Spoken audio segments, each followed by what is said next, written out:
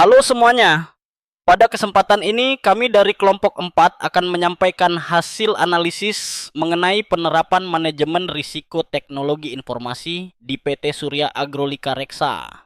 Pembahasan ini bertujuan untuk menjelaskan kondisi pemeliharaan IT di perusahaan, mengidentifikasi potensi masalah yang dapat terjadi, menjabarkan akibat yang ditimbulkan, serta langkah pencegahan yang bisa dilakukan agar risiko tersebut dapat diminimalkan.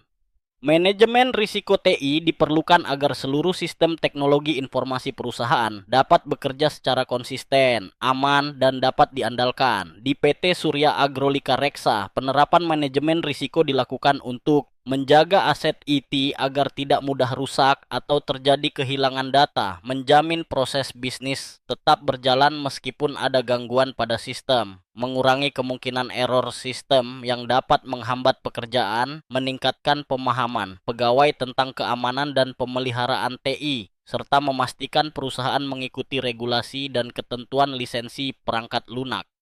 Dengan penerapan tujuan tersebut, PTSR dapat lebih siap menghadapi ancaman TI yang mungkin terjadi kapan saja. PT Surya Agrolika Reksa memiliki berbagai aset teknologi informasi yang mendukung pekerjaan di dalam perusahaan.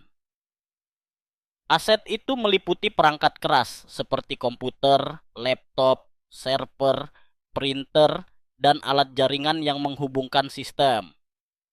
Selain itu, terdapat juga aset perangkat lunak seperti sistem operasi, aplikasi administrasi, software keamanan, serta program pendukung lainnya. Perusahaan juga memiliki aset jaringan dan data seperti LAN, Wi-Fi, database internal, serta sistem backup berbasis cloud.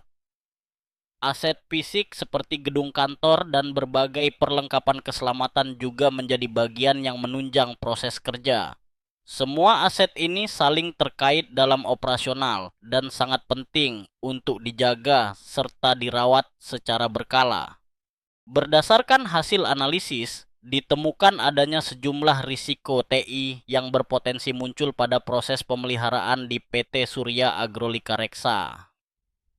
Risiko tersebut dapat datang dari faktor alam, suhu ruangan server yang tidak stabil, kesalahan manusia dalam penggunaan perangkat, minimnya perawatan berkala, lisensi software yang sudah habis masa berlaku, hingga kurangnya personil ahli TI di perusahaan. Jika hal-hal ini tidak ditindaklanjuti secara serius, maka risiko tersebut dapat mengganggu stabilitas sistem informasi perusahaan.